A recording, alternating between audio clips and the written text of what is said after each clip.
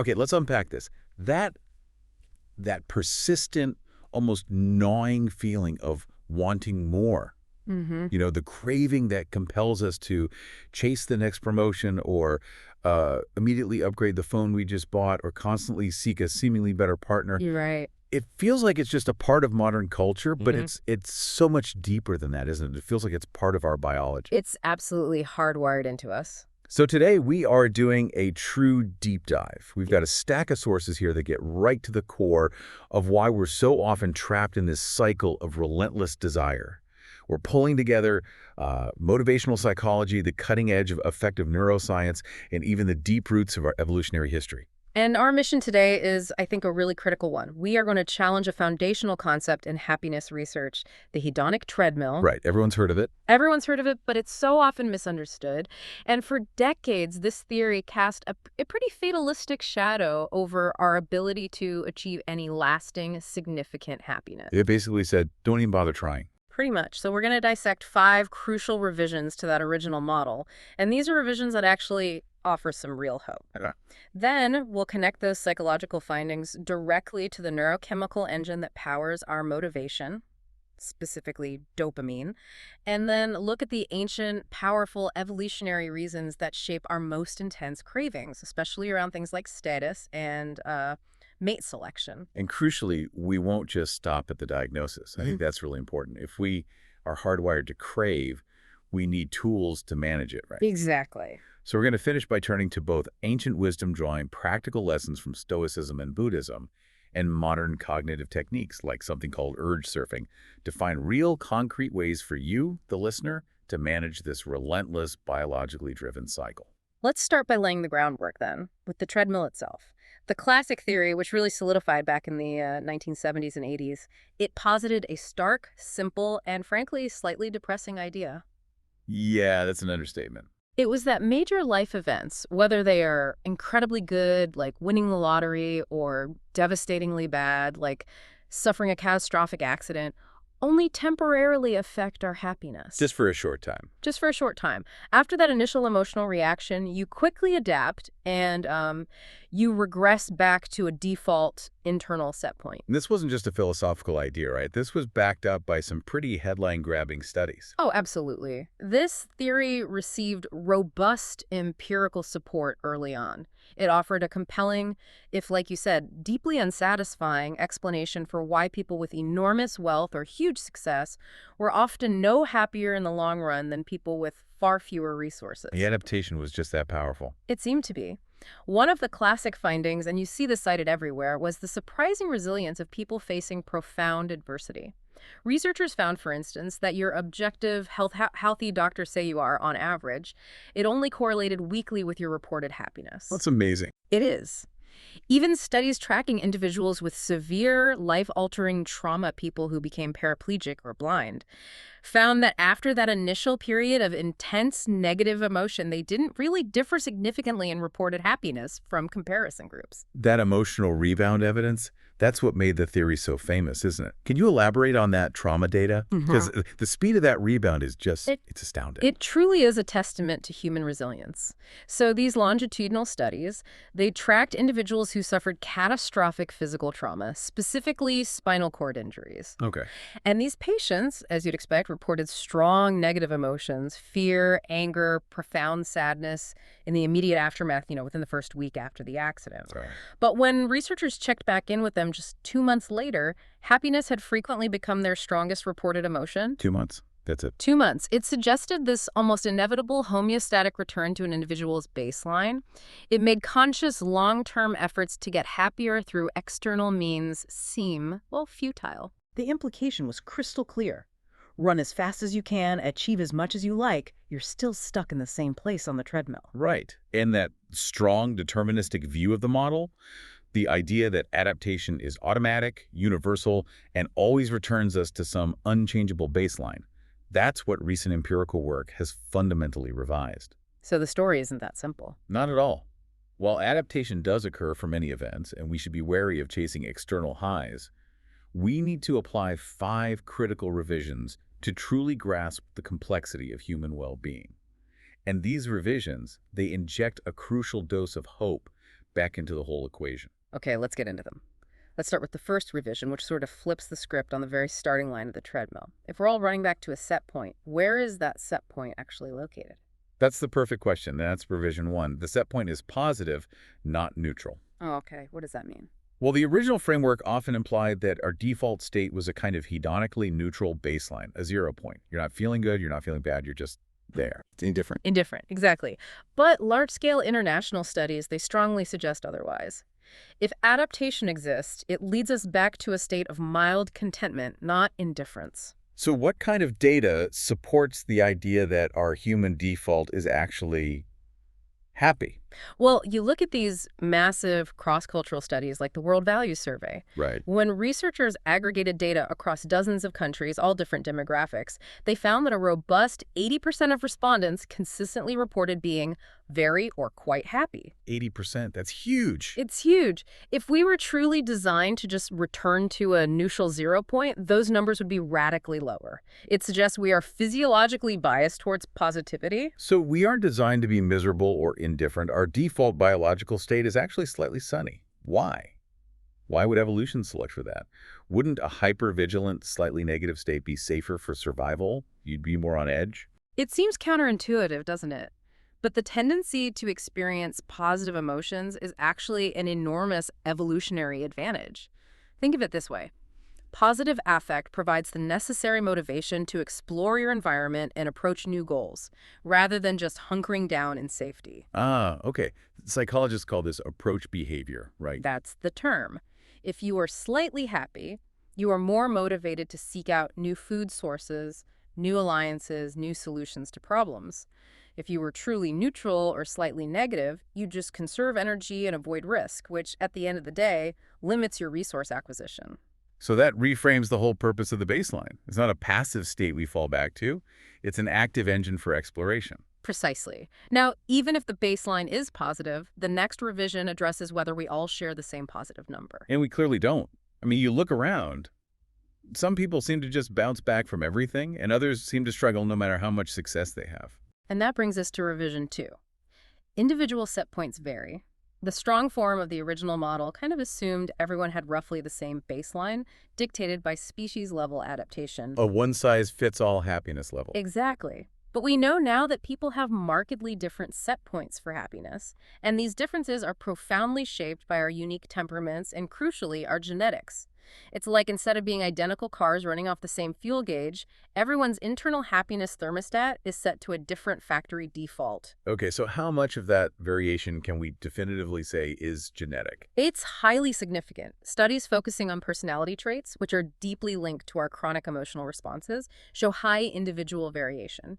Genetic contributions, which they determine through these rigorous twin and adoption studies, account for anywhere from 30% to 60% of the variance in traits like neuroticism or extroversion. Wow, up to 60%. Up to 60%.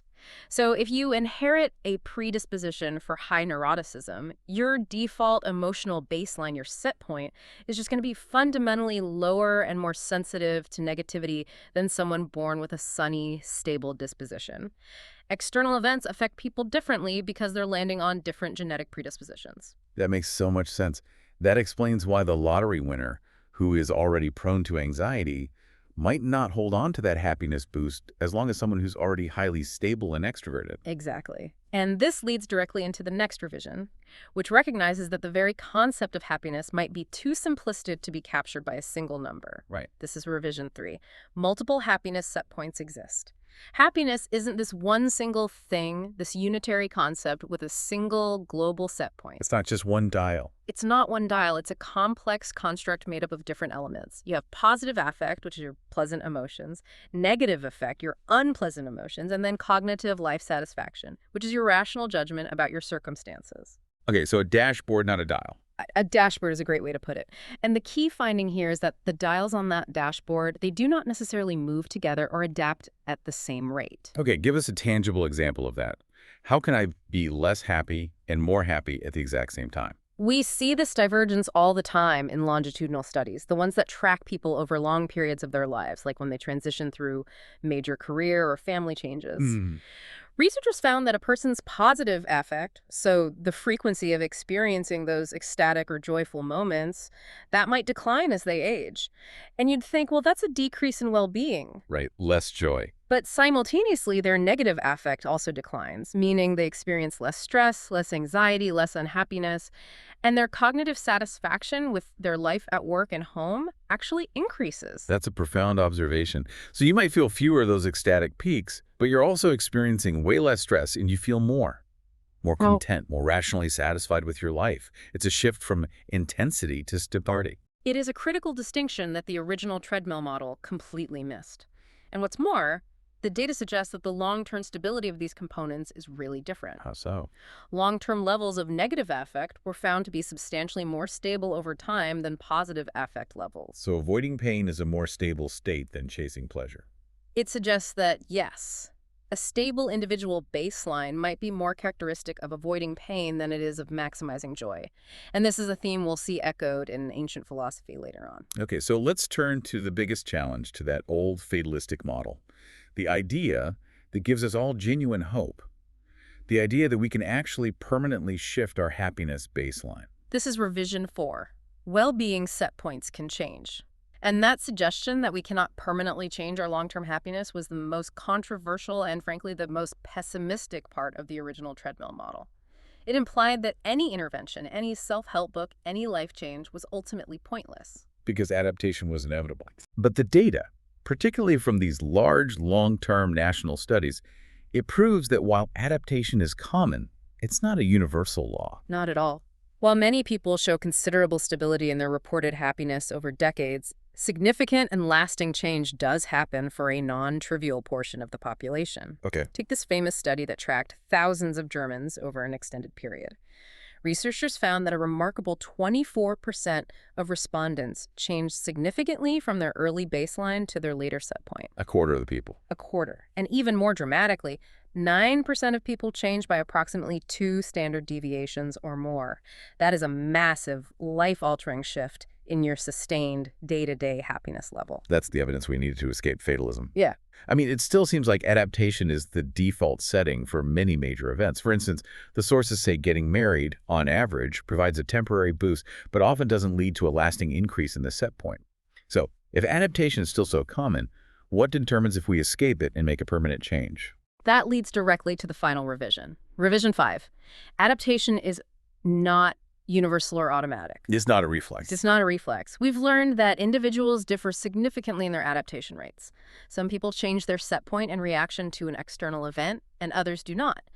This proves the process isn't just reliant on some simple automatic physiological system like your body regulating its temperature. Right. Instead, more flexible, complex, and conscious psychological processes are involved, and these vary widely across different life events and between different individuals. So what are these flexible factors? What are the variables in the adaptation equation? Research points to 2 major areas. The first is the utility of specific coping strategies.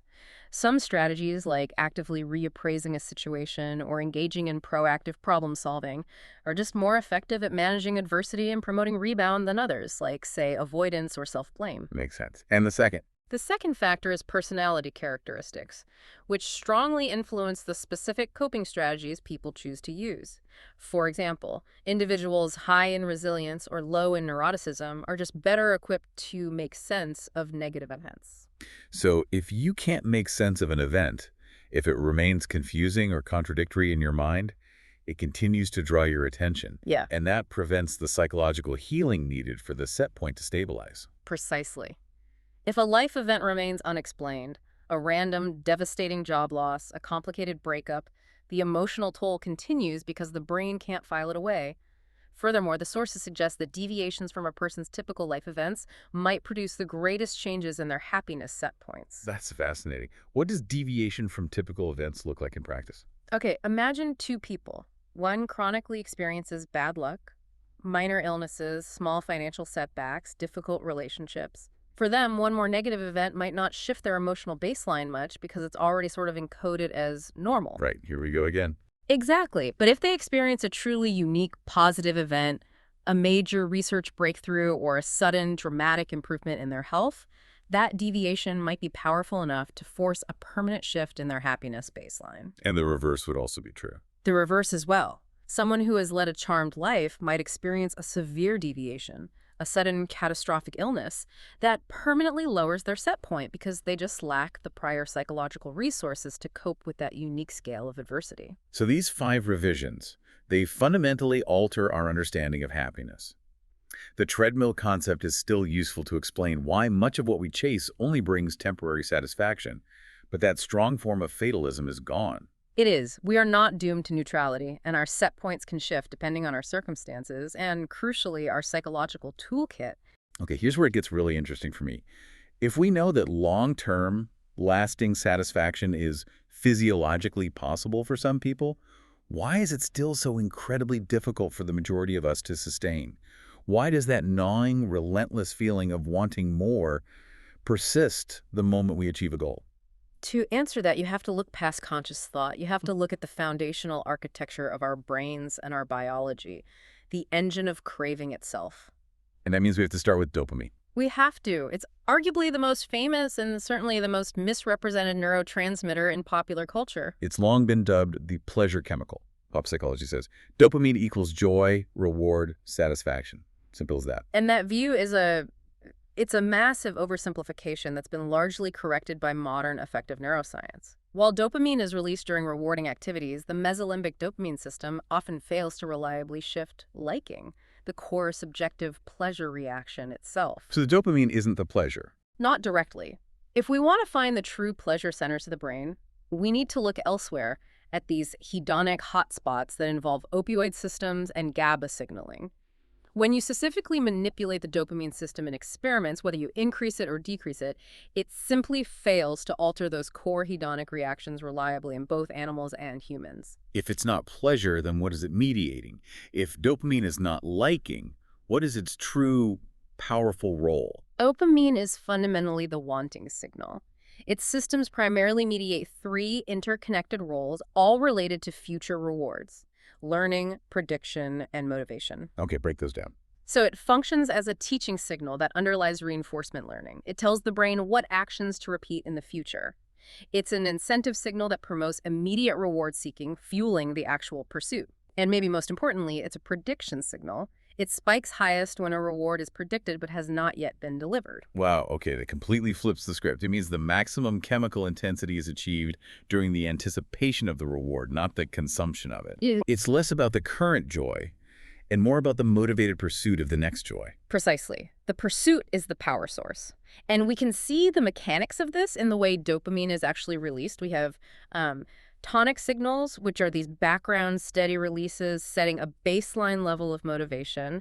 And then we have phasic bursts. Phasic bursts. Quick, sharp, high-intensity releases of dopamine that happen right there in the synapses. So a phasic burst is like hitting the turbo button on the reward system. That's a great analogy. It's the jolt that creates high impact. And recent optogenetic stimulation studies, where researchers can literally control neuron activity with light, they confirm that these bursting patterns of dopamine influence learning and motivation distinctly from the steady tonic activity. It takes that sharp bursting pattern to induce what's called a strong conditioned place preference. And what's that? It's where an animal will return again and again to a place where it received that burst. The burst is the neural mechanism that stamps the memory into place. Go here, do this, you will get a reward. This is the core reason we are so driven to check our email or scroll social media.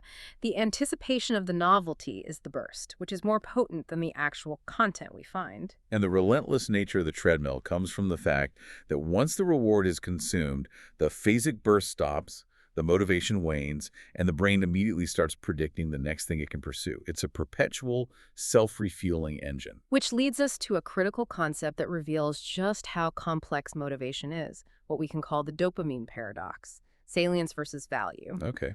We find that dopamine neurons are not solely activated by expected rewards. They also respond to non-rewarding and even intensely aversive events. Hold on. Dopamine is released when something bad happens, like a shock.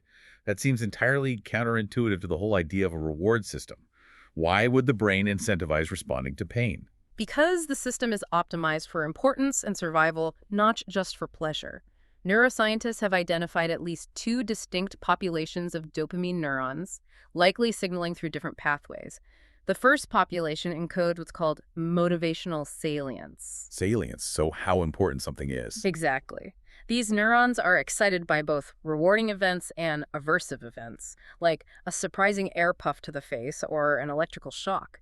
Their function is not to tell the brain, this is good, but rather, this is highly important, pay maximum attention. Thus the signal is attention. Something big is happening, Right. regardless of whether that something big is a promotion or a threat. Precisely. This salient signal is crucial for the neural circuitry to detect and respond to situations of high importance. It drives cognitive control and rapid action selection, whether the situation requires approaching a resource or fleeing a predator. Okay, so that's one population. What's the other? The second population encodes motivational value. These neurons are excited by rewarding events but are actively inhibited by aversive events. They encode the actual positive or negative value of the stimulus. So taken together, dopamine is calculating both how important something is and fueling the drive to act on it. This inherent drive system, designed for survival and urgency, it must be incredibly sensitive to high-stress environments. It is. Conditions of extreme adversity, chronic social stress, instability, global crises like a pandemic, they profoundly affect the brain's stress centers and, subsequently, the dopamine system.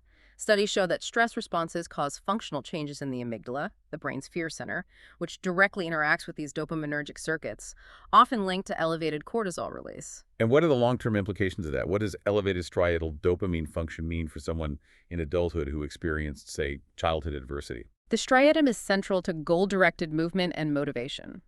If someone experienced significant childhood adversity, unpredictable stress, instability, neglect, their striatal dopamine function can become chronically elevated or highly sensitized. And how does that manifest? In adulthood, it often manifests as increased impulsivity, hypervigilance, and a heightened, almost desperate drive to pursue immediate, sometimes maladaptive rewards to try and stabilize their internal state. They are constantly wanting because their emotional system is desperately seeking a regulation it never achieved early on. And this chronic stress and dysregulation links directly to the very problems we're trying to understand, like addiction and deep dissatisfaction. Yes. The functional changes in these circuits are strongly linked to increases in loneliness, which is itself a painful social cue that motivates change, substance abuse, which relies heavily on hijacking that incentive motivation system, and the crushing psychological state of anhedonia. Anhedonia. Anhedonia is where the motivation to seek a reward is still there, the wanting signal is loud, but the actual capacity to feel pleasure or joy from the reward is gone. It leaves the individual feeling empty and still searching. #TAG B, evolutionary drivers of selection and craving. So we have a brain built to crave the next thing, driven by a prediction and motivation system that is easily dysregulated by stress. Now let's place that brain within the context of our deepest, most fundamental biological urge: reproduction. We're moving into the realm of evolutionary psychology and sexual selection, which explains why our wanting system is so keyed into certain external traits. Right. Evolutionary psychology is increasingly incorporating sexual selection theory, which focuses not merely on adaptations for survival, but on adaptations that function as reliable, high-fidelity signals of heritable fitness. Goodness. Signals that tell a potential mate, I have good genes and I can invest resources. So these are the traits that are flashy, costly, or showboaty, the opposite of subtle survival traits. Exactly.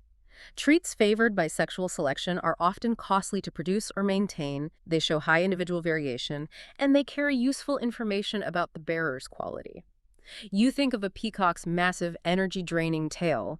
It only makes sense if the peacock is healthy enough to support that burden. Okay. In humans, our large brains, complex language, even psychological phenomena like specific personality traits show high individual variation. And that 30% to 60% genetic contribution means they are highly heritable, making them prime targets for sexual selection pressures. Our brains are hardwired to notice and crave these costly signals. Let's break down how these pressures manifest and what men and women crave in a partner, starting with the female perspective and a profound emphasis on security. We see this across the board. Female preferences, resources, and protection. Across all viable environments and cultures, women universally prioritize high status and resources in a mate.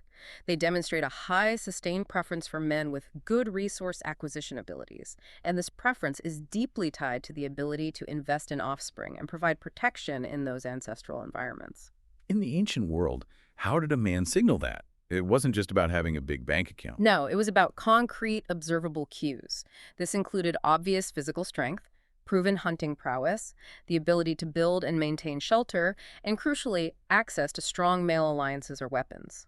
These traits signaled the potential mate's capacity not just to feed, but to defend both his mate and offspring from dangers, from predators, or, most commonly, from hostile competing men. And this isn't just a requirement for women lacking resources, which is a common misconception, right? That's a crucial point the sources emphasize. Studies of Western women in high-income brackets show that these wealthier women place an even greater value on mates with high professional status and high income.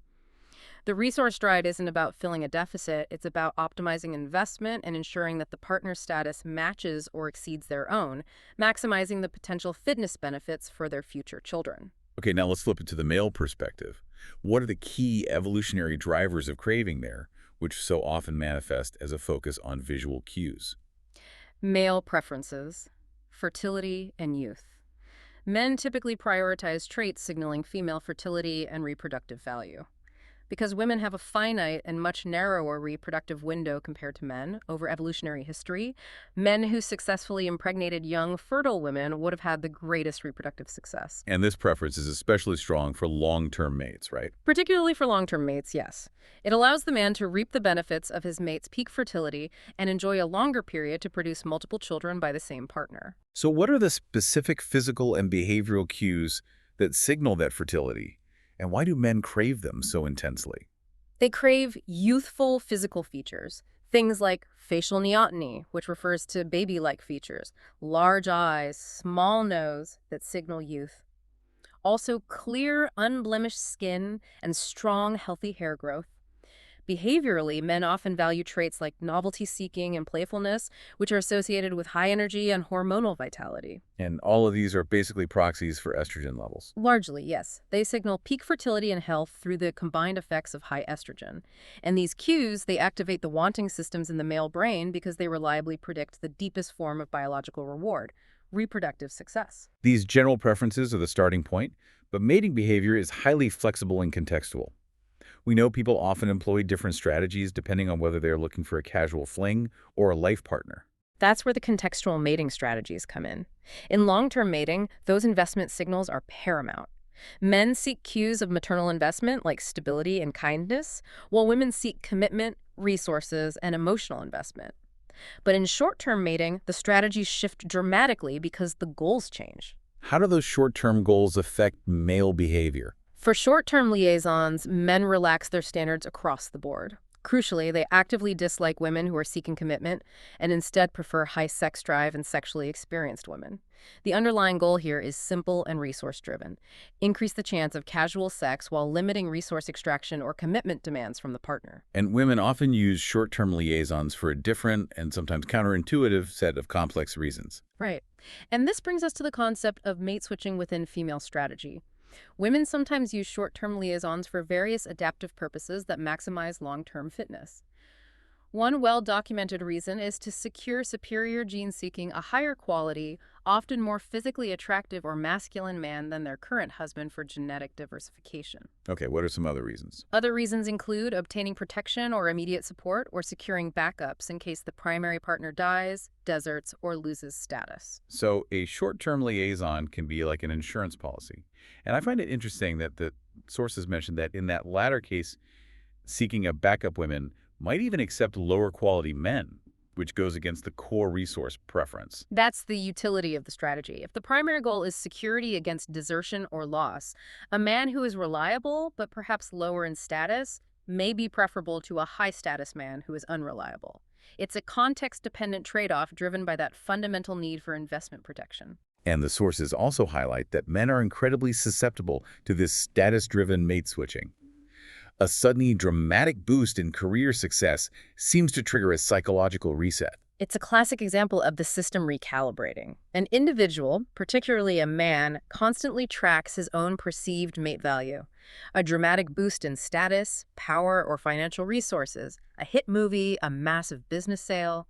It may trigger a subconscious switch, leading them to feel entitled to higher mate value partners than they had previously. And that's when they end long-term relationships. Often, yes. Because their internal assessment of their worth has fundamentally changed, and their dopamine system is now craving the better reward that their new status makes possible. So now we take these ancient, powerful drives, the relentless pursuit of status and fertility cues, and we inject them into the modern crucible of technology. That leads directly to the digital age dilemma. The modern dating environment, epitomized by dating apps and social media, has radically altered the informational landscape. In ancestral environments, a person might have encountered a few dozen, maybe a couple of hundred potential mates in their entire lifetime. Now, the apps bombard users with thousands, even millions of potential profiles. That infinite variety problem is brutal. It's like standing in front of the world's largest buffet and realizing you can't possibly pick the best plate, so you never actually sit down to eat. That's a perfect analogy. The consequence of this perceived abundance is profound. It creates a psychological trap that significantly lowers commitment levels. Why? Because the human brain struggles with option paralysis, and the dopamine system constantly predicts that the next swipe will reveal someone better. Users are constantly holding out for a partner who is right on 10 of the 10 things they want, rather than committing to the great partner who is right on 8 of the 10. The pervasive impression that there is always someone better right around the corner actively counteracts the drive toward commitment and satisfaction. It seems like the entire digital infrastructure is designed to keep our dopamine systems in that wanting phase perpetually. We are always pursuing, never arriving. So what does this all mean for daily life? We've established that we are biologically and evolutionarily geared towards relentless wanting.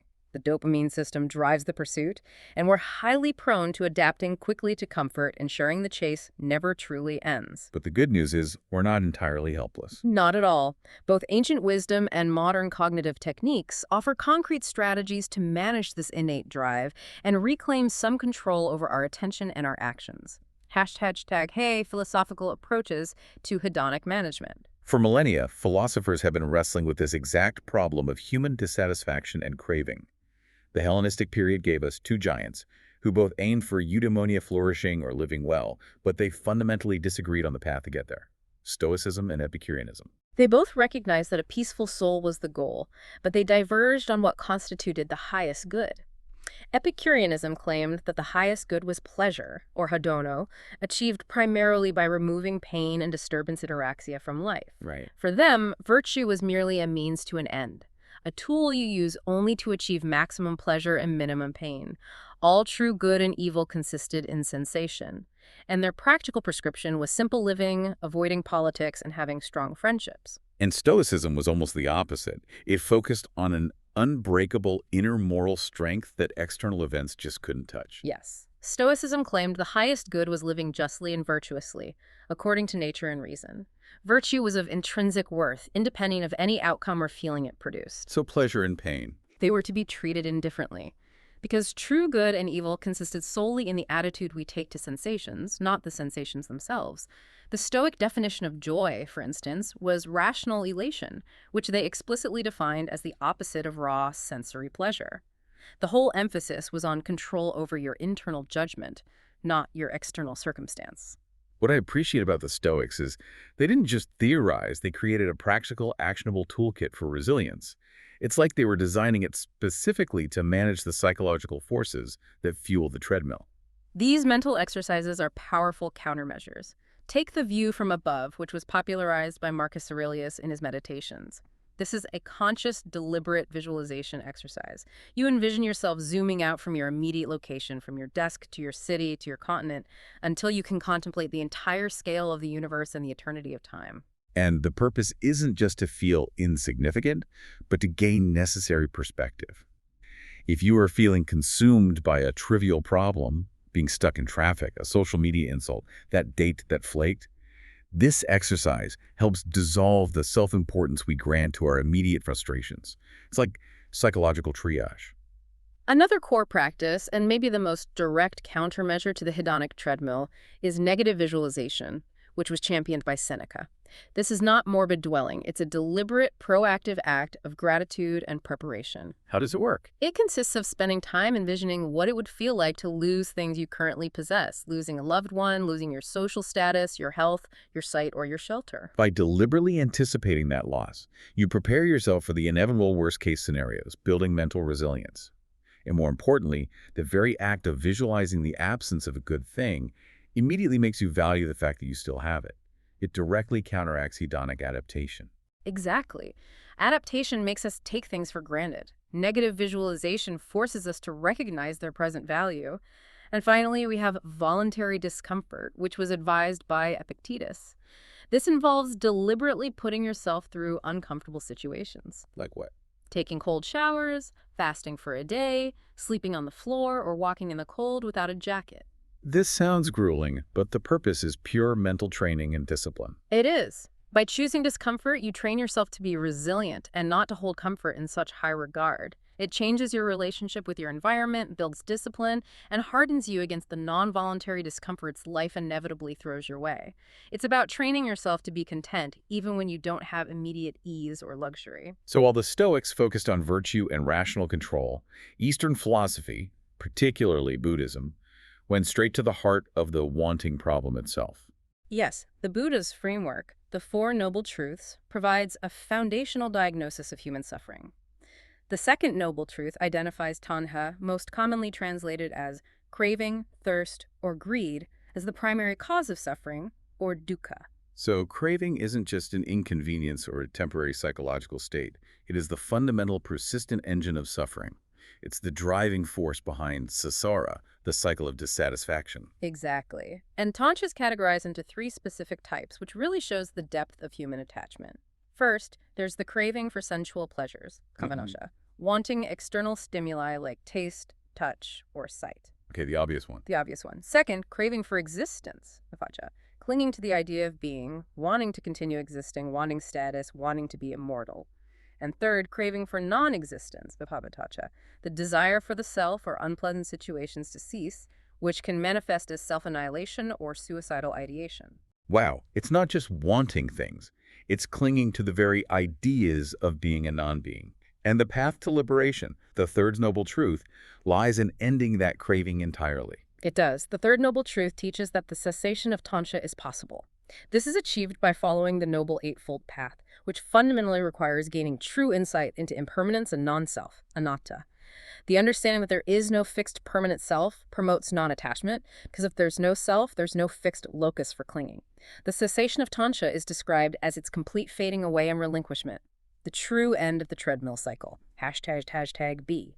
Coping with modern digital craving. These ancient philosophies offer these radical, deep solutions to our natural desire, but we live in a world where craving is not just natural, it's chemically weaponized by technology. Let's talk about a specific modern pathology driven by that dopamine-seeking system, the doom-scrolling phenomenon. This is the compulsive consumption of negative, frightening, or controversial online content, and it's often fueled by algorithms designed specifically to promote outrage and fear, because that maximizes engagement. This behavior has reached endemic levels globally.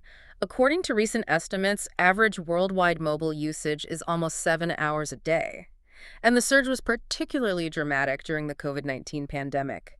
Surveys showed that 36% of adults reported constantly browsing virus or crisis-related news items. And this relentless exposure, often happening right before sleep, has these profoundly alarming effects on both our bodies and our minds. And the effects are clearly physiological, not just psychological distress. It activates the stress response. Right. The constant influx of fear-inducing, negative, or traumatic information triggers chronic psychological stress responses.